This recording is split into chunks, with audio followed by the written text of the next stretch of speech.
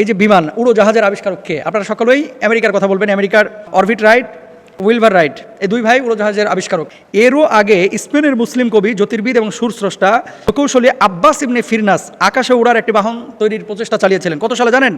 852 সালে। আরে এই 1600 সালের কথা বলতেছি না, 852 সালে। তখন এই আব্বাস ইবনে ফিরনাস আকাশে উড়ার চিন্তা করেছিলেন।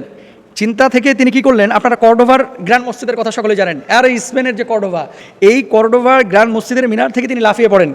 তিনি আশা করেছিলেন এভাবে পাখির মতো মসৃণ গতিতে উঠবেন, মানে দুই হাত এভাবে দুই দিকে দিয়ে, দুই হাতের সাথে পাখির যেমন ডানা, এরকম ডানা বানিয়েছিলেন কাপড় দিয়ে, শক্ত পলি দিয়ে বানানোর পরে উনি কর্ডোভার ওই মিনার থেকে লাফিয়ে পড়েছিলেন।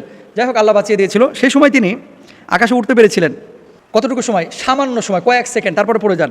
এরপর আসেন, ওই বাহনটি ইতিহাসের প্রথম প্যারাশুট বলে গণ্য হয়। 70 বছর বয়সে তিনি সিল্কের কাপড়ের সাথে ঈগল পাখির পালক যুক্ত করে পর্বতের উপর থেকে ঝাঁপ দেন। এভাবে তিনি উল্লেখযোগ্য উচ্চতায় উড়েন। 10 মিনিট আকাশে সেই সময় তিনি ভেসেছিলেন। আল্লাহু আকবার। এই আব্বাস ইবনে ফিরনাস 10 মিনিট আকাশে ভেসেছিলেন। মূলত আকাশে উড়ার চিন্তা চেতনা আব্বাস ইবনে ফিরনাসের থেকে, প্যারাশুটের আবিষ্কারক তিনি। এবং এরপরেই কিন্তু এই আমেরিকায় আপনার 1600 শতক থেকে গবেষণা শুরু হয়েছে, 1800 শতক থেকে গবেষণা শুরু হয়েছে। এরপরে বিমানের ইঞ্জিন তৈরি করে এখন আকাশে উড়ে বেড়াচ্ছে। চিকিৎসা বিজ্ঞানের জনক কাকে বলা হয় বলেন তো? চিকিৎসা বিজ্ঞানের জনক বলা হয় ইবনে সিনাকে, মুসলিম বিজ্ঞানী, আমরা সকলেই জানি। রসায়ন শাস্ত্রের জনক কাকে বলা হয়? 800 খ্রিস্টাব্দের দিকে ইসলামের সর্বপ্রথম জাবের ইবনে হাইয়ান ডিস্টিলিউশন অর্থাৎ সিদ্ধকরণ প্রক্রিয়ার মাধ্যমে তরল পদার্থের একটিকে আরেকটি থেকে পৃথক করার পদ্ধতি আবিষ্কার করেন। তিনি কে? জাবের ইবনে হাইয়ান, রসায়ন পদার্থের জনক, মানে মুসলিম বিশ্ব যাকে আখ্যায়িত করে থাকে। এরপরে শল্য চিকিৎসক সরঞ্জাম, চিকিৎসার জন্য যে সমস্ত কাটাকাটি, আর প্যাড যে কাটে সিজারের সময়, এটা কি ওই কসাইদের মতো চাকু দিয়ে কাটে নাকি? এগুলোর জন্য আলাদা যন্ত্রপাতি আছে, এগুলো আবিষ্কার করেছে মুসলমানরা। তারপরে উইন্ড মিল বা বায়ুকাল মুসলমানরা আবিষ্কার করেছে। রকেট, বারুদ তৈরিত ব্যবহৃত নোনতা গান পাউডার চীনেরা আবিষ্কার করে আগুন জ্বালানোর কাজে ব্যবহার করেছিল, কিন্তু আরবরা সামরিক কাজে ব্যবহারের জন্য গান পাউডার বিশুদ্ধকরণের বিষয়টি নিয়ে কাজ করেছিল। ক্রুসের যুদ্ধে মুসলমানদের আবিষ্কৃত আগ্নেয়াস্ত্র প্রতিপক্ষ শিবিরে ভীতির সঞ্চার করেছিল, সেখানে মুসলমানদের অবদান আছে। এরপরে দেখেন ফাউন্টেন পেন। 953 খ্রিস্টাব্দে মিশরের সুলতানের প্রয়োজনে ফাউন্টেন পেন আবিষ্কৃত হয়। এটা মিশরের বিজ্ঞানীরা তখন আবিষ্কার করেছিল। ফাউন্টেন পেন, কালি দিয়ে যে সমস্ত আগে যে আপনারা কলম দিয়ে লিখতেন, মুসলমানদের আবিষ্কার। এরকম অনেক আছে ভাই। তো একটার পর একটা আমি যে কথাটি বলতে চাচ্ছি যে মুসলমানদের অবদান আছে, এখনও অনেক কাজ মুসলমানরা করতেছে, কিন্তু এগুলো স্বীকার করে না। আল্লাহ তাআলা আমাদের বোঝার তৌফিক দান করুন। নতুন নতুন জিনিস যখন আবিষ্কার হয়, সবসময় দেখবেন যে পশ্চিমা বিশ্বের বিজ্ঞানীদের কথা বেশি বেশি বলা হয়, কিন্তু মুসলিম বিজ্ঞানী তাদের অবদানগুলো সোশ্যাল মাধ্যমে আমাদের মুসলিম সাংবাদিকরাও সেভাবে আলোচনা করে না, এবং লিখেও না, স্কলাররাও এভাবে আলোচনা করে না। আপনাদেরকে একটা কথা বলি, সারা পৃথিবীতে যুদ্ধ হয় কয়েকভাবে।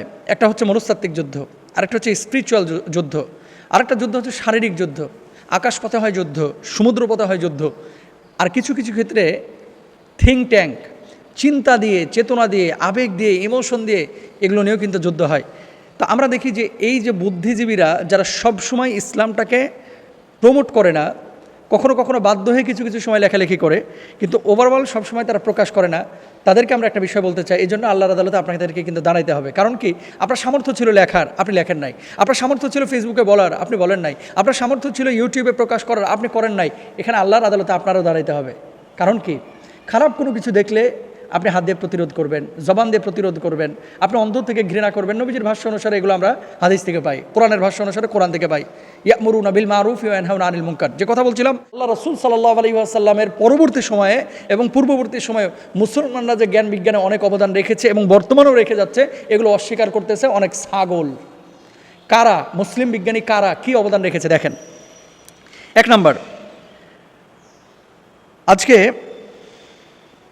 আপনারা কফি সবাই পছন্দ করেন, তাই না? কফি, কেউ ব্ল্যাক কফি পছন্দ করেন, কেউ মিল্ক কফি পছন্দ করেন, কেউ দুধ মিশিয়ে এটাকে হোয়াইট কফি বলে আপনারা খেতে পছন্দ করেন, কেউ হট কফি পছন্দ করেন, কেউ কোল্ড কফি পছন্দ করেন।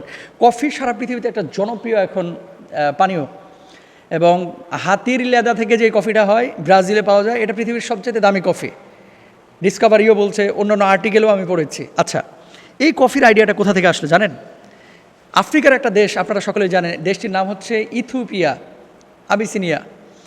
এই ইথিওপিয়াতে একজন রাখাল ছিল কাফা অঞ্চলের, তার নাম ছিল হচ্ছে খালিদ।